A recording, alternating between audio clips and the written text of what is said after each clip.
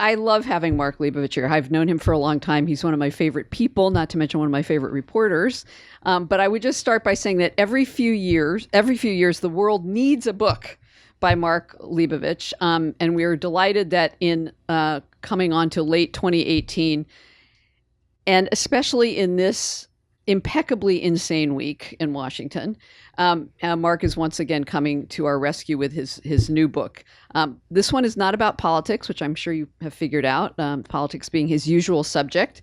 It's about sports, and it's called Big Game, the NFL in Dangerous Times.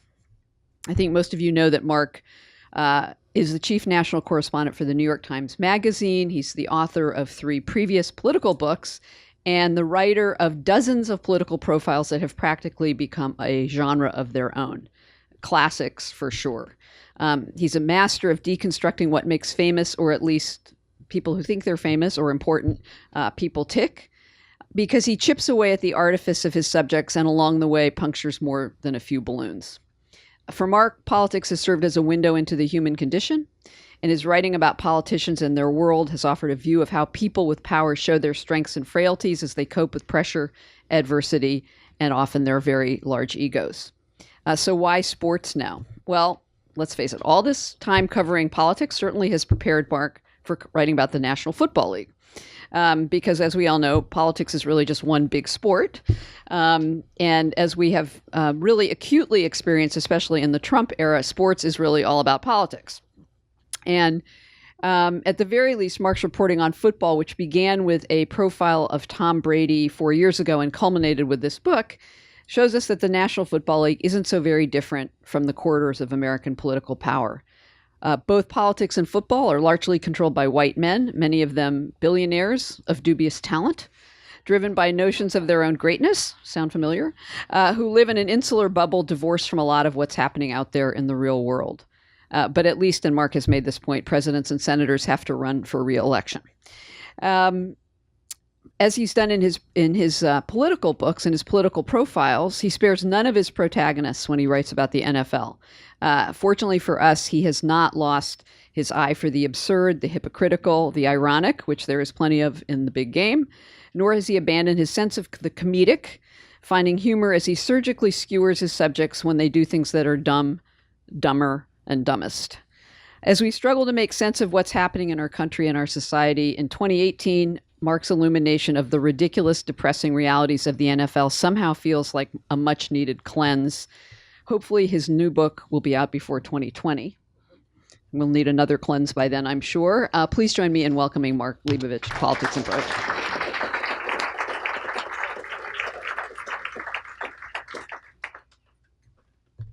Thank you, Lissa. Thank you all for being here. I know it's back to school night. So for those of you who are neglecting your children in school or who have kids, I'm sorry, but glad you're here. Oh, should I just raise this? Okay. Thank you, Lissa. I love this store. I could go on and on about how just amazing this store and about how great Lissa is and how great Brad is. And we've been coming here for years. I've been talking to Lissa for years. I can say you were a source of mine back in the day, right? We now this is like we're talking openly about sources. I guess one thing I should do is, before I sort of started all this, I got an anonymous letter from the headquarters of the National Football League, an op-ed column, and I wanted to sort of read it to you, but actually I just put it between the covers of the book instead, and I name names if you want to see them. But anyway, well, yes, I want to, I guess, sort of correct one thing, which is one of the reasons I did want to do this was to escape from politics. I had covered politics sort of pretty much nonstop for about 14, 15 years. Campaigns, the last campaign was sort of kicking into gear, and I just needed a break. And I figured, okay, football, what could be more fun and more, escapey than football? And the escape from politics lasted maybe 2 weeks. So maybe my next book will be about like gardening or something, and politics won't infringe on that. But this was true even before Donald Trump sort of belly flopped into the contained pool of player protest. He had taken on the NFL as a real hobby horse of his own early on in his campaign. I remember this all started, and I'll sort of start from the beginning at a certain point, but this all started, I remember in early 2016, I was writing a profile of Roger Goodell, and he's the commissioner of the NFL. And I was trying to talk to him, and they kept putting me off. And finally, he agreed to talk to me, and they said, "Oh, but you have to be at the NFC Championship game in Charlotte on this particular time. He'll meet with you for 20 minutes before the game, and you have to be there exactly then for security and everything." And this was like, okay, this is a cool thing. Like, I'm getting to interview the commissioner of the National Football League on a field before the NFC Championship game. But as it turned out, it's the worst possible interview space you could ever have because there's noise and there's constant interruptions. But what had happened a few weeks earlier was this just this really memorable playoff game between the Pittsburgh Steelers and the Cincinnati Bengals, in which it just sort of deteriorated. There were concussions and cheap shots, and the fans in Cincinnati were throwing things on the field. And I remember Phil Simms, the then announcer for CBS, said this is a total disgrace. And the commissioner said it was a total disgrace. And then 2 days later, Donald Trump, then the front runner for the Republican nomination, talked about how it was a disgrace. But he said it was a disgrace for very different reasons. He said, remember when America used to be so great? We used to watch football and there were these great violent hits, and they weren't throwing penalty flags everywhere, and there weren't referees telling you what you couldn't do. It was all like so much less politically correct then than it is now. And let me tell you something.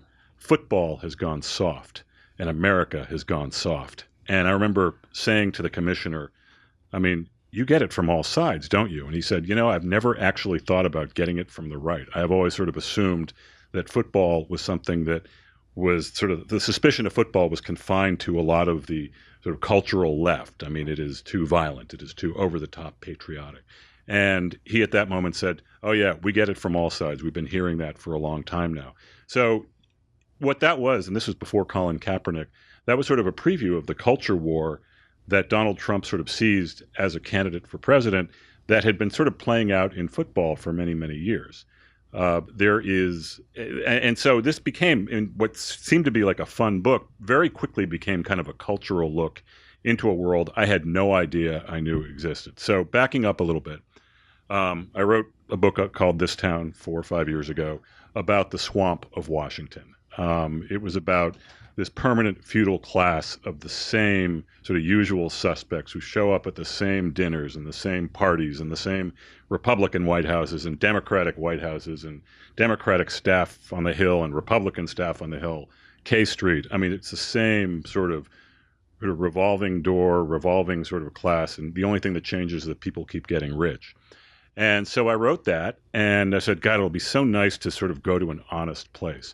And the first thing I realized, even before this, was that it was a swamp. The NFL is a swamp, and I was shocked at how easy it was to sort of get in. I figured the NFL would be a closed culture. No one knew me. I had no background covering sports except, I like sports, I like football. I was always interested in it. But part of the thing about being a political reporter is a lot of these guys, and they're almost all guys, they sort of see on TV and they think you know stuff. And they all want to say, Hillary was telling me the other day, but mostly they're saying, I've known Donald for years. So they want to name drop, and then they sort of figure you can talk politics with them. So that was, in a way, my entry into that swamp. And they all want to be sort of part of the world that I represented in some ways. And then on the other end, when you cover politics, I mean, people have opinions on sports. You don't really realize that, but it's like, oh, okay, like you all watch that game. It's a great unifier and so forth. So again, there was like immediate sort of recurring money and power and ego and a lot of the sort of stunted growth that like you see. And I just decided to just dive into a lot of different slices of this world. It started with Tom Brady. Tom Brady is, you guys have heard of him. He's the quarterback for the New England Patriots. I am a fan of theirs. I grew up in New England, and I'm hoping that the 90% of the book buying public who hates my team and hates them and eyes gloss over immediately will consider buying the book.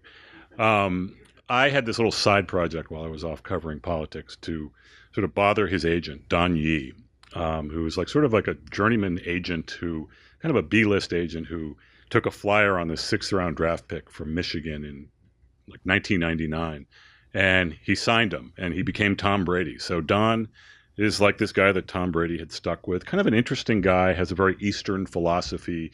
His parents, his great-great-grandparents sold herbs in Sacramento. Really kind of a quirky guy. He also is a big proponent of paying college football players. He's going to start a new amateur league. So Don and I would talk occasionally. I'd say, look, I'd really like to get to know Tom Brady.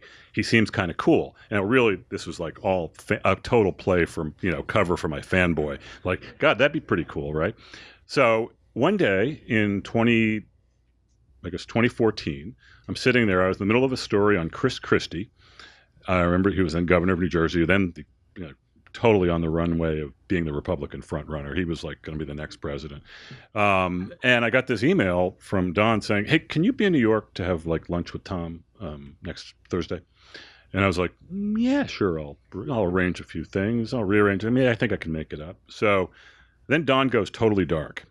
And then he like doesn't answer my emails. I'm thinking, this is such a prank. I am being pranked. And like, this is so perfect. I go up to New York on the appointed time, still nothing from Don. And I'm like, Don, shouldn't we I wrote this in an email. Shouldn't we discuss like what we're going to do here, what his expectation is, what the ground rules are? And literally the appointed day was July 2nd, I remember. I was asleep in the New York Times corporate apartment. I wake up, I check my phone, and there's this email. It just says, Tom Brady here. And I was like, okay, and I'm Santa Claus. Like, he's just emailing me. He says, hey, just meet me at this restaurant at 12:30. So I'm like, okay. So I said, I'll be there. And so a few hours later, I'm thinking, all right, this still might be a prank. It just seems a little bit too sort of, improvisational. He said, hey, can I call an audible? You get it, like a little football metaphor, audible. Can we meet like at 2:30 at my apartment? And I was like, sure, that's fine. He goes, all right, 23rd and Madison. I'm like, okay. So I'm in a cab heading over to 23rd and Madison after having lunch with someone and like pretending I wasn't nervous. And I'm in the cab. I'm like, wait a minute, 23rd and Madison. That could be like literally tens of thousands of addresses could like fit that description. I mean, like I email him back. I didn't have his phone number. I said, do you have like an exact address? And I get this email back immediately. It says simply, ha ha ha ha ha ha ha. You know those like goofy ha ha ha emails you get? I wish I knew my address. And I'm like, this is definitely a prank. This is definitely a prank. But then I said, okay. And I'm thinking, but who doesn't know their own address? Like, I don't care if you're Tom Brady. I don't care if you have 4 different houses, one in Boston, one in LA, one in New York. Where is your address? What is your address? He goes, it's the tall building next to the McDonald's. A McDonald's he would never be caught dead in, by the way. It's the only sort of building on the block. Come up to the 48th floor. Doorman will show you there, and then you'll see me. I'm like, okay. So I get there a little early, despite not knowing where the hell he is. I go into a air-conditioned Starbucks, which is good because I was sweating like a beast. I mean, it was hot out, but I will admit, I've interviewed presidents, I've interviewed vice presidents, I've interviewed CEOs and celebrities. I have never been more nervous in my life. You do sort of revert to instant fanboy, pathetic guy. And I was, whatever age I was at the time. I go in, the doorman takes me up, and it was one of those elevators that opens up onto the whole floor. It's like, the elevator opens up into the apartment, and there's Tom. And he lets me in, and we sit, and we talk about stuff. And he said, so you went to Michigan? Because I told him I'd gone to Michigan. I go, yeah, I went to Michigan. I said, and I used to live in the Bay Area where he's from. And I grew up around Boston, and I root for the Pats. So basically we have the exact same life, right? I mean, this is like I must be so familiar to you. And we were talking, this was like kind of a get acquainted thing, I guess.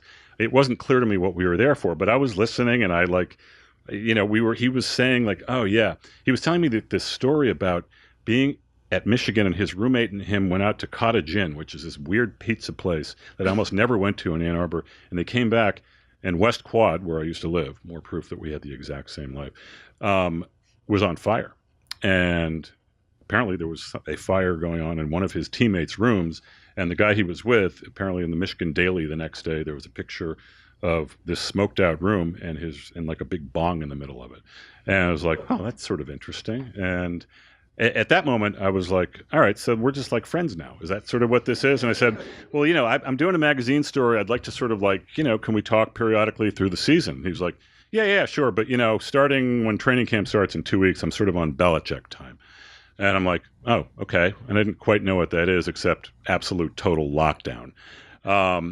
So that became like a weird experience. I had the emails. I kept the emails. I still have them. And we agreed to keep in touch. I had his email now. And he was just, he was busy. He was in Belichick mode. He was in season mode. And I didn't get a chance to talk to him until the end of the year. And just so happened that he was then on his way to the Super Bowl, and he got accused of taking air out of footballs or something. I don't know what it was about. But as it was, I was the only one he was talking to during that process early on. But that became like my larger journey into the NFL. I didn't quite want to let go.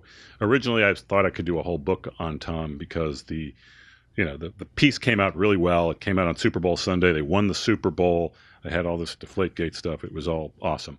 Figured it would be easy. But then he sort of stopped being that interesting and didn't really talk to me that much. So I figured I would just sprawl into the whole league. So I did a profile of the commissioner.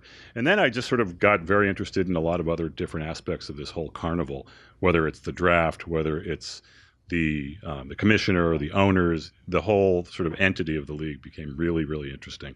And I just have this, basically this book just became a collection of like a journey over 4 years into this great spectacle of American life at a time when the league has never been more prosperous, but also never more precarious.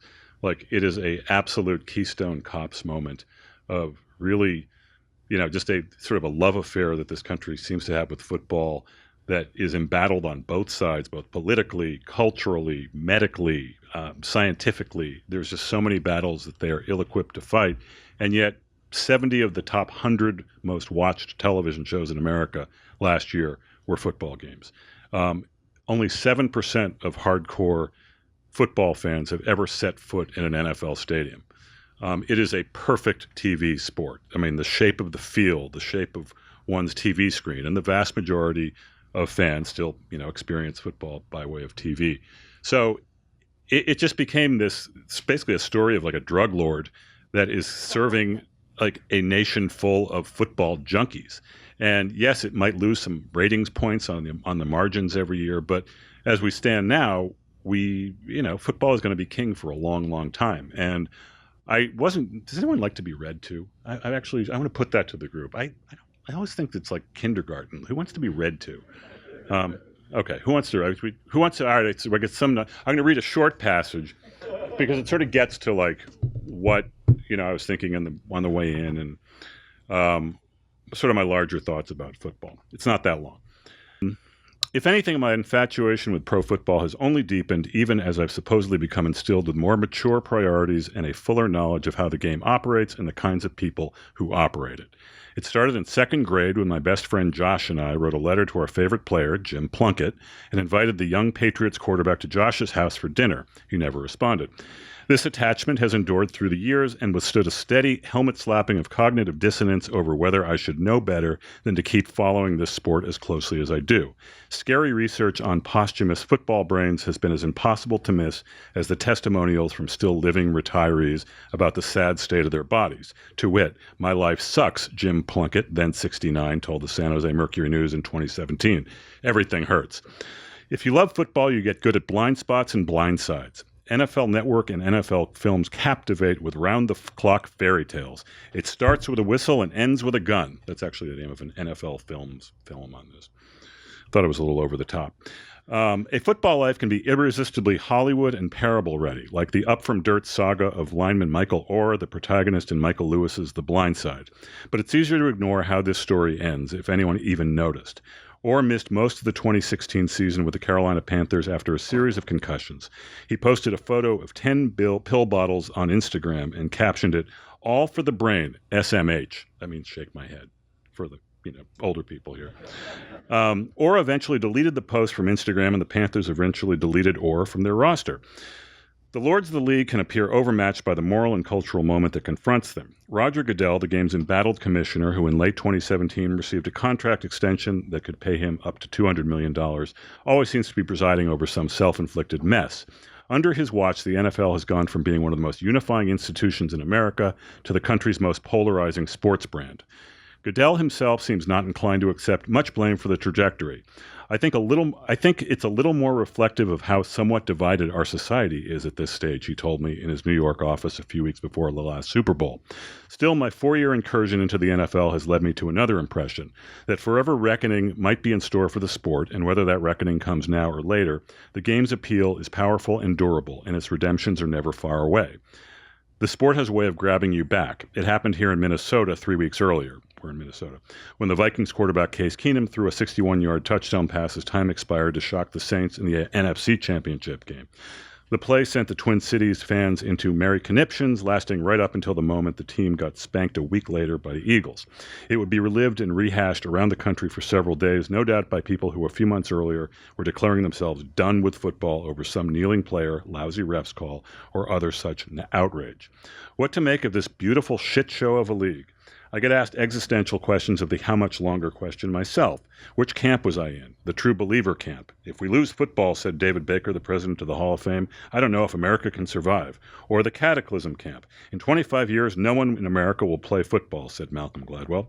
Are we witnessing the NFL's last gasp as a great spectacle of American life? I'd probably put the game's long-term survival as a slight favorite over the doom scenarios. Pro football has prevailed too many times to bet against in spite of itself. Beyond that, I'm punting, or turning the question back on ourselves, the hundreds of millions of us who have made National Football League the superpower it is. Why does this game still mean so much, and why are we still here? So, this book came out a few days ago, and we had this grand marketing strategy where we would get Nike and Colin Kaepernick and President Trump together, and we would conspire at the beginning of the week to just really ramp up all the football talk. So every single interview I've done in the last few days would begin with Colin Kaepernick, Donald Trump, and away we go. So it was all working perfectly. And then Bob Woodward came along. You know, he was supposed to come out September 11th. Like, I was supposed to have a week, right? So, bastards. Liz and I both used to work there, so we can say that. So anyway, Bob Woodward God bless Bob Woodward. It's a great book. I can't wait to read it in a week. So I guess before I open this to questions, and I know people like questions, I will tell a couple of stories that I think are, somewhat emblematic. I mean, one of them, I just sort of picked this randomly. I was at the National Football League Hall of Fame induction a couple of years ago, and that's an incredible pageant. It's in Canton, Ohio, and you have these retired players come back to Canton, Ohio, and they come home. That's what they said. Welcome home to Canton. They wear these bright canary yellow or gold jackets that only NFL Hall of Famers get. And I remember getting to the, I guess it's called the Gold Jacket Dinner, which is 2 nights before the actual inductions. In Canton, Ohio, has anyone ever been to Canton, Ohio? It's like a classic kind of Rust Belt city that's come upon hard times, but really, I mean, it's Trump country, like, writ large, but it's also football country writ large. I mean, you do get a sense of the overlap between the Trump and the football heartland. And the first thing I saw when I got there was all these gold jackets just massed outside the same entrance that I was to use as a member of the press. And I came face to face with Tony Dorsett. Everyone remember Tony Dorsett? Great Dallas Cowboys running back, great University of Pittsburgh quarterback. He had this beautiful baby face, as a player. I just remember he looked like a 8-year-old boy when he played, and he had the exact same face. It was like Tony Dorsett was right in front of me with gray hair. And there's something about being at the NFL Hall of Fame where your sort of distance that you're sort of used to having when you're around politicians just absolutely disappears. And I just walked right up to Tony Dorsett and said, I will never forget watching you on Monday Night Football with my brother when you had that 99-yard run against Minnesota on Monday Night Football. It was amazing. And he looked at me and he said, there were only 10 men on the field for that. I said, really? He said, yeah, Ron Springs, the fullback, got confused and he stayed on the sidelines. And another thing about that, 99 yards from scrimmage, that record can never be broken. It can only be tied, because you'll know that. And he then goes into the formation. He has this incredibly, he remembered, and he kept going. And I was first of all, I was a stupid fanboy, and I came up to this guy who I'd never met before, and I tell him my story, he cared. But he went deep, and it was he just came alive. And the sort of the footnote to this is I've read a bunch of Tony Dorsett stories over the years about what has happened to Tony Dorsett, about how he can't remember what he was doing 10 minutes ago, how someone has to help him get dressed in the morning, how he is in chronic pain. He's probably about 60 years old now or something. His life is just like, it's a really, really, sad thing. I mean, we've all read these stories. I mean, there's no shortage of the sort of story about the player who, dies or something. But at the end of these stories, there was one, I think, in the New York Daily News on Tony Dorsett about 6 months ago. They almost always end in the same way, which is you ask Tony Dorsett, would he do it again? And he said, absolutely. And it's just weird and it's sad and it's vivid. I mean, just like you sort of have your youth and your memories and how vivid they are and how it is for him, even though like the rest of his cognitive ability is completely deteriorated. And, I don't like have a nice sort of ribbon to sort of tie up a story like that is, except that you see how closely the tragedy and also the joy and, you see just like the toll it takes, but also how alive he looked in that moment. And I don't know, it's in a way it sort of struck me as football in a nutshell. And, there are other nutshells here just filled with money and success and owners. I mean, so I guess in the process of sort of taking this journey, I mean, you have all kinds of moments like that. And look, I try to have fun. I mean, there's a lot of like really serious issues that infringe on football. They're just inescapable. And like I said, I don't know if the people who run and own it are equipped at all to handle what confronts it. And yet, I'm guessing a few people who are here tonight are going to watch the opening game of the season between the Atlanta Falcons and the Philadelphia Eagles, and I might just be one of them. So with that, I'll take whatever questions you have because I've been alone with this for a while. I'd love to talk about it.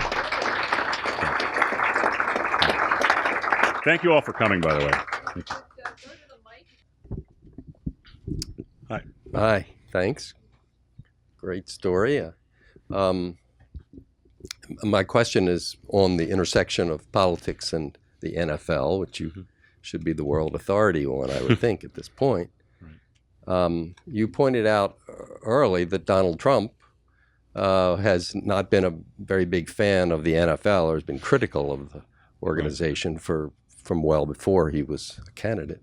Mm-hmm. And you also pointed out that not only Canton, Ohio, but a lot of other parts of Middle America are a huge football country. Right. And you sort of indicated that there was a kind of a disconnect between the fact that he has adopted, the sort of positions that he has on the NFL. So the question is just how does this work out for him? Is this something where he just accepts the sort of political loss, or is the overlap between his political base and those that are critical of the NFL large enough that it's actually a gain for him? Yeah, well, I would say this. I mean, before you say anything about Donald Trump and the NFL here, you have to realize that he comes to this from a position of personal spite. I mean, like many grievances and issues that Donald Trump jumps on and makes his own, there is a personal backstory here, and there very much is with the NFL. He's been trying to get into this league for 4 decades. He was the owner of the USFL's New Jersey Generals in the 90s. Basically, was probably the leading figure in bankrupting that league or putting the league out of business by, paying exorbitant amounts of money to like college stars like Herschel Walker and Doug Flutie, who, the other owners tried to keep up with him and they started losing money. He wanted to move the league to the fall to compete directly with the NFL. That didn't last very long. He tried to buy, a bunch of teams in the 70s, actually in the 80s, once in the 90s. His most recent attempt came in 2014 when he tried to get the Buffalo Bills. And basically he's been laughed out of the room in all of these forays. I mean, the majority of these owners, many of whom supported his presidential campaign, just sort of thought he was a clown. They didn't want to be in business with him. And yet many of them, the majority of them probably voted for him and so forth. He sees, so there is spite here. Okay. I mean, he has to be absolutely thrilled that these NFL owners who would not have him as a member, would not let him into their club, he is now absolutely residing in their heads. And I know this because as part of our reporting, Ken Belson, the NFL reporter for the Times, and we got a tape, or a sort of secret audio tape of, I love those things, of a meeting between a bunch of owners and a bunch of players during the height of the national anthem controversy last October, I think it was. And just in listening to the tapes, you get a sense, just listening to the owners, they didn't want to like listen to like the social justice issues that, a lot of the players wanted to bring up, the predominantly African-American players would bring up. They said, yeah, but we have to make sure that we don't trigger Donald. We have to make sure that we don't make him mad. We need a short-term plan. I mean, ironically, Terry Pegula, one of the owners of the Buffalo Bills who got the team when Donald Trump didn't in 2014, was like the most like pathetic of all the owners. He kept saying, we need a spokesman. We need like Charlton Heston was for the NRA. But it'd be good if that person were African-American. It was like a bizarre, like herky-jerky kind of thing. I didn't quite. Anyway, it was a pleasure to listen to all that. And it's all in the book. So, but no, I mean, look, he also thinks this is a winning political issue for him. I mean, Donald Trump has a nose for divisive culture war issues. And, I think polls are probably on the side of people in America thinking that players should, stand for the national anthem. They should be required to stand. That's where polls are now. And then, it's fascinating to watch, Nike make sort of an opposite play. But what you've seen is Donald Trump, Nike, Colin Kaepernick, these total, forces that are not the National Football League, basically taking a leadership position on this issue for, no matter what side they're on, because the NFL has absolutely no clue how to go forward with this. And I think that's sort of perfectly emblematic of the NFL being totally reactive and at the mercy of events. So. Hi. Hi. Do you think Major League Baseball and the NBA and National Hockey League even have the same kind of swamp in any way that the NFL has? Probably. I just haven't been there. I mean, I will say this. I mean, the NBA, from the outside, seems like they have a clue. I mean, they just seem well. First of all, part of it is just as my own. If in so much as I'm representative of the sporting public, and why not? I'll just make myself. I've been into the NBA a lot lately. I mean, I think the NBA. Obviously, better relations between the owners and the players. The commissioner, Adam Silver, pretty well respected. I mean, he seems far more popular than Roger Goodell. So, but also, I mean, the big thing is they have global reach that the NFL can only dream of. And right, they have guaranteed. Well, that's a whole other thing. I mean, football players don't have guaranteed contracts. So, they seem to be in a really good position. I mean, I think baseball's got its own problems. Hockey. I don't know. Maybe. I was happy about the Caps, but anyway. Yeah. Hi. I'd like to read you a quote from a George Will article. No great fan of football, but he talked about the 1966 national champion Alabama team coached by Bear Bryant. Only 19 players weighed more than 200 pounds. 19 players. The linemen averaged 194 pounds at Alabama, national champs. And that's got to be, to a man, at least 130 pounds more, or maybe 140 pounds more now. So you've got these enormous guys lifting weights 12 months a year, crashing into each other at phenomenal speeds. And there's this, I think, erroneous assumption that the helmet is a protective device. I think, in fact, the helmet is a weapon. Yeah. So there's been many suggestions that to keep the concussion problem out of football, take the helmet off. Play like rugby players. Get rid of the weapon. It's not a protective device, it's a weapon. What do you think of that? Look, I'll sort of give you a general answer, and then I think if you took helmets off football players, a lot of people would get really badly hurt. That's just speculation. I just don't think it's a very good idea. But I think, I appreciate your thinking outside the box on that. I just think, no, it is a weapon. But I also think, look, football is unsafe at any speed. I mean, like you mentioned, the size of the players, the speed of the players, just the velocity of the game it just keeps amping up. It's just the nature of, human bodies, evolution, nutrition, training, whatever you want to attribute it to. And yeah, you can affect it at the margins. Maybe there's a safer helmet that they're working on in some lab somewhere. Maybe there are some rule changes that they're trying, and it's probably going to be a mess this year, but I give them credit for trying to sort of, redefine what a safe football hit is. But look, football will always carry a great deal of risk. And I think one of the many problems that the NFL has is they are so ill-equipped to talk about any of this. I mean, Roger Goodell, who is like kind of an ongoing, I wouldn't say villain, but just like a kind of a hapless character in some ways. He had this amazing line at the Super Bowl in San Francisco a few years ago, where someone asked him about seven high school players that year had died playing football, and he asked someone in his annual Super Bowl press conference, where, there's a bunch of planted questions about the NFL's Play 60 initiative, about nutrition and blah, blah, blah. But so this guy asked him about, 7 dead high school football players. And he said, well, look, we're heartbroken. It's tragic. We're trying, football has never been safer. We're trying to innovate with new helmets and everything. But look, there is risk.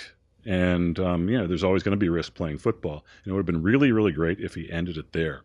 But he kept going and he said, look, there's risk playing football and there's risk of sitting on the couch.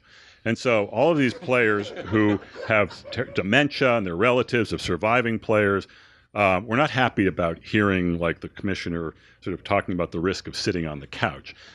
Dave Doorson's son, Dave Doorson is a great defensive back for the Chicago Bears, died. I think he committed suicide. I mean, he had terrible CTE. His son complained. It was just a really dumb thing to say. But look, I think football, would be smart to have a much more frank and sort of open moral decision or discussion about what it means to play football. And you're not going to be safe. We're going to do the best we can to sort of regulate it in a way that, makes it a little more safe. But I don't know. They just, at this point, seem so scared and so clueless about like what could come next and whether it's, lawyers or regulation or what have you. So, anyway, thanks. Hi. I'm always fascinated by how you're able to get people who speak in cliches and canned responses to sort of reveal another side of themselves, whether that's a sincere side or a stupid side.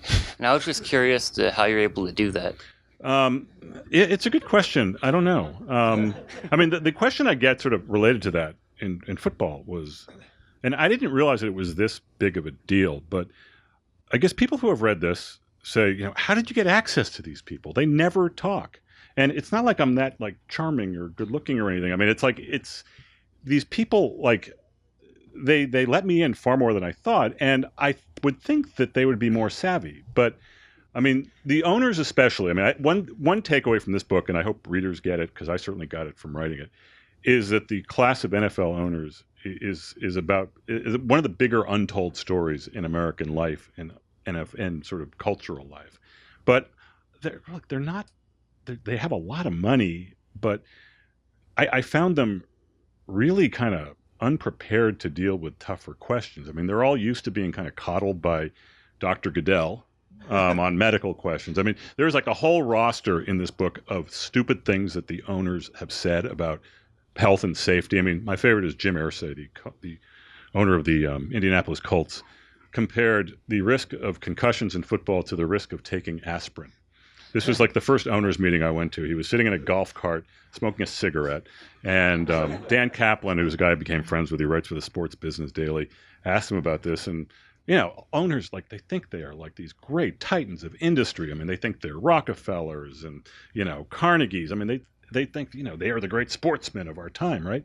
And so, why are they being muzzled? Why are they why are they letting the commissioner speak for them? Because they're all so smart. And then, by the way, Jerry Jones, the owner of the Cowboy, then compared the problem of concussions to a pimple on a baby's ass, which I thought was colorful. And Jerry Jones, he's got a whole couple of chapters here. But the short answer is I don't know, but it actually wasn't that hard with these folks. And I was actually really surprised to the degree to which they let me in. And I mean, like sometimes happens when I write about politicians, there does seem to be some regret after the fact. But, I think it makes for entertaining and enlightening reading. So, Definitely. Thank you. Thanks. Taking a look at the book last night, the owners certainly lead the league in trophy wives with all the pictures. They that you've do, got don't there. they? Check out the pictures. Anyway, or don't. They're pictures. Did you get a chance to talk to Belichick at all? And what's the influence of his dad's scheme? Well, I mean, Bill Belichick has been the subject. I mean, David Halberstam's last book was on Bill Belichick. It's actually wasn't his best book, but it was really interesting. But it was in 2005, like after like the first 3 or 4 years. My only encounter with Bill Belichick was, and I tried to talk to him, and I got the stiff arm pretty early on. But I got a lot of Kraft, Robert Kraft, and some Brady. But at the White House Correspondents' Dinner, after they beat Seattle, so they won the Super Bowl in 2015, and then their trip to the White House to visit then President Obama was like right around that weekend. So I'll actually never forget this, because then President Obama said, the New England Patriots have been the picture. They have been the picture of modern sports success. And I was like, as a fan, all proud and everything. He said, but at these things, I usually tell a whole bunch of jokes. But I figure, given that these are the Patriots, like 11 of the 12 of the jokes are going to fall flat like the footballs. So we told the little Deflategate joke, and I remember Belichick gave one of these, and it was like, all right, so this is what it's like to be a Pats fan. You win, go to the White House, and the president makes a joke about you. Anyway, Belichick stayed a couple extra days, and it was White House Correspondents' Dinner that weekend, and I went to after the New York Times doesn't go to the White House Correspondents' Dinner because we're so high-minded and above it all. So instead, I went to like this after party at the French ambassador's house, hosted by Vanity Fair and Bloomberg, back when they used to do that, before the White House Correspondents' Dinner was, well, a whole other story. That's actually a chapter in the other book. But so I'm there, and it was really late, and I was with my friend John Kelly, and not the White House chief of staff. He was my then editor for the New York Times magazine. And we were in this side room in the French ambassador's house, probably about 2 o'clock in the morning. And, we'd had something to drink, and who should walk in but John Henry, the owner of the Red Sox and the Boston Globe, his much younger wife, and Bill Belichick somehow was with John Henry, and his much younger girlfriend. He came in, and I, of course, was filled with courage, like not so much, almost as much as I had with Tony Dorsett. And I said, Coach, I want you to know that I wrote a big profile of Tom Brady, and it ran on Super Bowl Sunday. And he looked at me, and he obviously, I said, hey, I'm from New England. I like the Pats. He was so impressed with my icebreaker, no doubt, because no one ever says, this is why he doesn't go out in public. And he was wearing a tux, by the way, no hoodie or anything. It was like he had been kidnapped right out of the film room. Someone threw a tux on him. But he looked at me, and he said, yeah, I was busy that day. We had a game. And I said, yeah, all right. And he went to the bar, and I said to John, I said, hey, that was like Coach Belichick. We just had a conversation. I figured that would be something for us to build on. We haven't done the next step yet, but that was our first date. Anyway, to answer your question, no, I don't really have much. I don't have much to add on that. He does, actually. He's capable of great. If you ask the right question, he'll give you like a 40-minute treatise or like lecture on the history of the drop kick or something, and we'll be grateful and everything. But no, not usually. Paul. Hi, Mark. You mentioned Canton, and I'm wondering if, in your experience, you found that, as Dennis Miller once pointed out, you can't get good Cantonese food in Canton. That is in the book. Wow, what a great question. Well, no, my serious question is, I'm wondering your thoughts about how the Anthem controversy plays out. Where do we go? Because we don't seem to have gone anywhere in 2 years. Well, no, but you started with the Dennis Miller. I want to say that I am one of the very few people that appreciated Dennis Miller's 2 years as a Monday Night Football commentator. And the first game he ever broadcast was the Hall of Fame game, the first exhibition game between the New England Patriots and the San Francisco 49ers, which was then the first pro appearance of Tom Brady. Dennis Miller I was watching the replay of this because I'm such a great researcher. And Dennis Miller said, there was like a gap in the action, as there often is in an exhibition game. He said, yeah, ironically, you can't get any decent Cantonese food in Canton, Ohio, which I still to this day think is funny, and I think most people to this day think is not funny. And yet I guess I've repeated that joke to my former desk mate over here. Anyway, sorry. National Anthem. I think, look, I will say that the league has no clue. I don't think they're going to resolve it in the next, 2 hours before the National Anthem plays in Philadelphia at the opener. And look, they don't, here's the thing. I thought the league had this thing handled. I really thought last year Roger Goodell came under a lot of pressure from the President of the United States, from some of the more conservative owners like Jerry Jones, Dan Snyder of your Washington Redskins, Bob McNair. By the way, wouldn't it be great if these owners had to run for re-election like senators did? How many people would vote for Dan Snyder's re-election campaign? Didn't think so. But no, he resisted. Everyone said, okay, make a rule. You can't kneel. You got to stand for the anthem. And he basically wrote it out. By the end of the season, Trump had moved on to something else, and people were back to sort of paying attention, and the numbers were basically even by the playoffs, and it was a good Super Bowl. And then, I talked to a lot of players around that time, and they gave the commissioner some credit for kind of doing the right thing. And this is a whole other story, but his father was a Republican senator from New York who took Bobby Kennedy's seat. He was a moderate Republican who voted, was the first Republican to really split with Richard Nixon on the Vietnam War, and he co-authored the Vietnam Disengagement Act, which Roger to this day, it would cost him his re-election, and Nixon turned against him. And Roger to this day keeps the letter or a copy of that Disengagement Act on his office. So he's sort of haunted by his father's example of someone who did the right thing, who made a principled decision, and who paid the price for it, but, he sort of celebrates it. Anyway, I remember talking to the commissioner right around then, and him saying, look, you kind of got to do the right thing. And I remember being somewhat impressed by his willingness to do that. Then, inexplicably, in May, a few owners and the league decided, hey, you know what? Let's make a rule. If you want to protest, don't go on the field, stay in the locker room. That'll resolve it. That'll just settle this thing going forward. And probably about half the owners were like, what? The president got activated immediately. The players were really ticked off because they were not consulted. It just became a total mess. The league office, I remember talking to them at the time, they knew this was a big mistake in maybe about 2 hours. And a few weeks later, they reversed it, said, no, we're going to talk about it. And, to my knowledge, they're still talking about it. So I don't know. I think players are empowered. I think it's a big mess, and I think that's probably what it's going to remain for a while. Anyway. Yeah. Hi, David. Hi, Mark.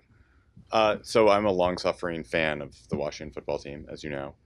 And you're not going to say their name? I don't even I'm know not going to say their name. You mentioned Dan Snyder, whose name is hard enough. That is much worse to cross my lips. Sorry. But it would give me such satisfaction to find out that the owners held Snyder in as much contempt as I do, and that they think he's an idiot. And just give me, is that true? Is there any solace that we can have? I would say he's about as popular with his business. He's not beloved, put it that way. I think that there is probably a grudging, probably more than grudging. I think there is an actual respect for him for the amount of revenue he's been able to squeeze out of a pretty mediocre team for the last 20 years. I mean, he has gouged the fans of Washington so, I hate to use this word, but successfully. I mean, the Washington football team, I have respect for your, the Washington football team, they're in the top 3 in revenues. I mean, you're often the top 2 in revenues every single year. It's not that they have this great stadium. It's not that they have this great team. It's not that, their name is problematic for reasons that we can talk about, forever. And Dan Snyder. So I think, the capitalist owners of him, and it's all shared.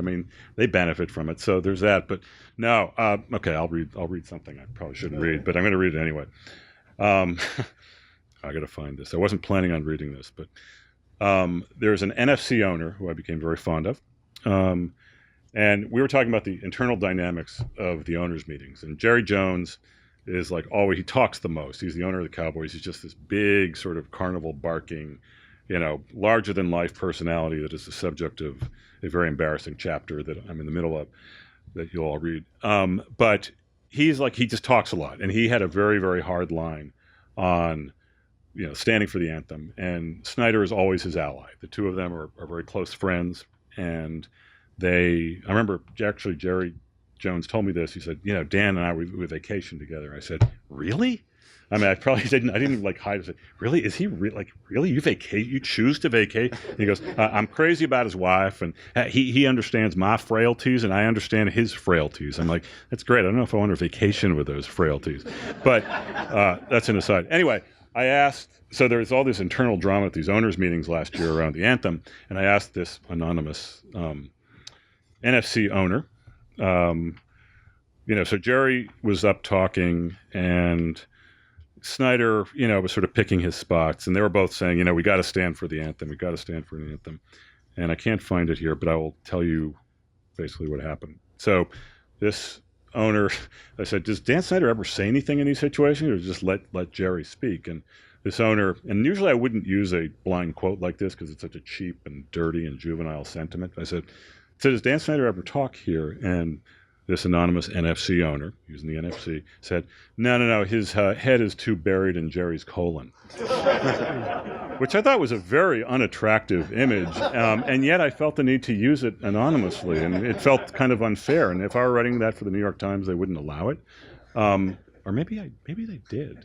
Actually, I don't know. Anyway, that doesn't reflect well on him. The image doesn't. So I don't know if that gives you any solace, or any fans of the Washington football team. Thank you. Anyway, sorry.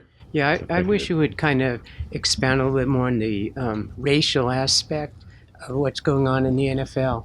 Certainly Trump's attacks on the African American players and appealing to his, white base was also a major component. Absolutely. But so we have this business where 80+%. About 75% of the workforce, the players, are African American. African American, and a certain other percentage Hispanic and others. And pretty small. Yet the ownership, the all white except for there's one from Pakistan. Right, and coaching by and large. So how does that play out over the long term? It's a great question, and it's certainly not new. I mean, there's this pretty infamous quote during like a labor management negotiation in the 80s of Tex Schramm, the longtime sort of chief or sort of chairman of the Dallas Cowboys, was negotiating with Gene Upshaw, an African American lineman for the Oakland, Hall of Fame lineman for the Oakland Raiders, who was head of the union. And they were going back and forth, and Tex Schramm said, Gene, we're the ranchers, you're the cattle. And, we can always get more cattle. And like that line to me just kind of says it all about the plantation mentality. And in a way that mentality still does endure today. I mean, what was sort of interesting about listening to this tape is you have, some of the more progressive owners, all like in their 70s, all multi-billionaires. Remember Stephen Ross, who's probably worth about $6 billion, owns the Miami Dolphins. He's a New York real estate magnate. In the middle of this meeting where it's getting pretty heated about why Colin Kaepernick doesn't have a job, and the owners wanted to talk about how they could not inflame Donald anymore. Stephen Ross felt the need to get up and talk about how the March on Selma was like one of the formative events of his youth. And he called for, and I thought this was the most absurd thing I'd ever heard in my entire life, he called for a March on Washington in which NFL owners join arms with NFL players. I mean, can you imagine that? Like I have a dream. I mean, like Stephen Ross has a dream. What would that look like? But the fact is, this is a deeply rooted problem. It's not going away. And the other fact is, football players have no rights. I mean, this will have to be, they can be cut any second. Their careers are really short. They are at great personal risk to them, playing on average 3.3 years. If they're really, really lucky, maybe they'll play 6-7 years, okay? And if I'm a player who, has a pretty good chance of making the Arizona Cardinals, right? And I have really strong feelings about police brutality because my, African-American, relative was, victim of one or something. And I decided, all right, I'm going to kneel like before the game just to sort of make a point there. That's a terrible career move because the very conservative owner of the Arizona Cardinals, the fan, probably predominantly Republican. Like 60% of NFL fans, according to a survey, are voting Republican. So you don't have a lot of rights. Colin Kaepernick is kind of a cause celeb at this point, but like even at a grassroots level, it's a very command and control structure, and I think this has to be worked out at a collective bargaining level, which will come up in a few years. But I don't know. Football player, it's never had a real successful strike. So, I don't know. I think it's an inescapable dynamic. So, Thank you. The NFL has always had a, let's say, complicated relationship with gambling, but with the recent Supreme Court ruling and a team moving to Vegas, how do you see their relationship evolving? And I ask this as a way to say, who should I bet on to win the Super Bowl? Yeah, I can't help you on the second thing.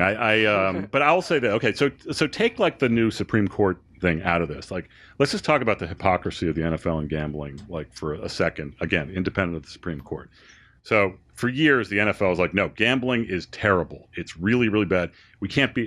Tony Romo, now the announcer, used to be a quarterback for the Dallas Cowboys, very good quarterback.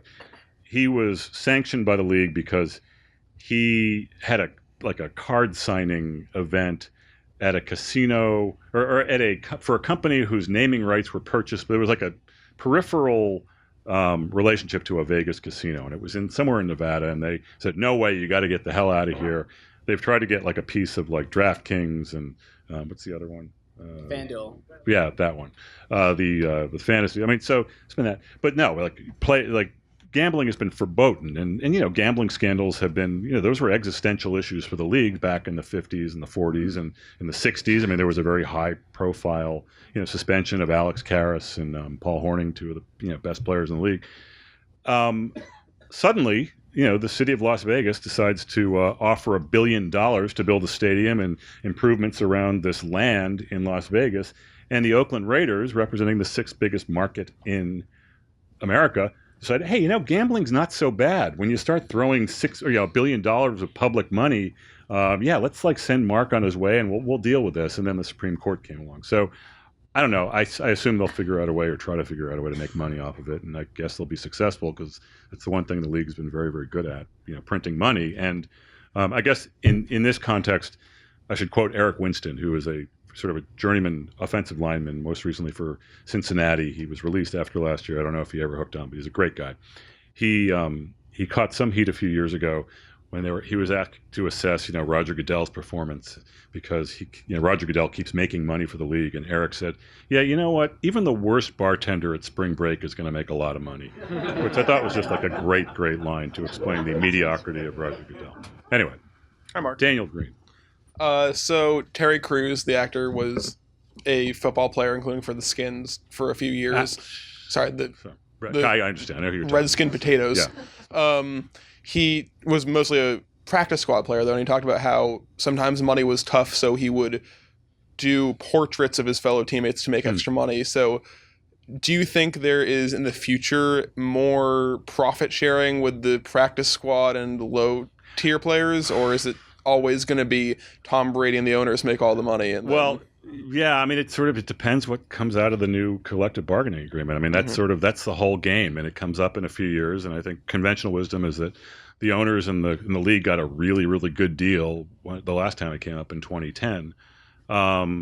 So who knows? I mean, look, I'm guessing it'll be a pretty nasty negotiation, because relations between the players and the owners the last 5-6 years have just been a total shit show. And so, I mean, DeMaurice Smith, who I've gotten to know pretty well as head of the NFL Players Association, and Roger Goodell have a terrible relationship. They don't trust each other at all. But at the end of the day, I mean, it's hard to run a strike for a bunch of NFL players. Many of them are pretty conservative. A lot of the whiter players come from, I mean, it's a perfect bifurcation here. I mean, it's a tough thing, because, I mean, it's a big workforce, short careers, and so forth. So I don't know, but I think maybe you'll be seeing more portraits of other players. Maybe that's the new revenue model or something. But I don't know. But I do think that, look, I think the national anthem protests have sent a message to players that they have more power than they think. And like players, I think one of the messages that might have gotten lost last year, but might not have, is that, look, they have real power. I mean, they can affect the bottom line of their bosses, of their league. They can make an important point, and they do it at great risk, but they can do it. So, and obviously, not everyone's Colin Kaepernick, and they're not going to get a Nike deal. And I mean, I think, it'd be interesting to see how that works out. But I do think that there is a level of empowerment of the players that, you could be seeing, exercise more going forward. So anyway, thank you all very, very much. And you now have probably about like an hour to prepare to not watch a football game, or watch a football game. Anyway.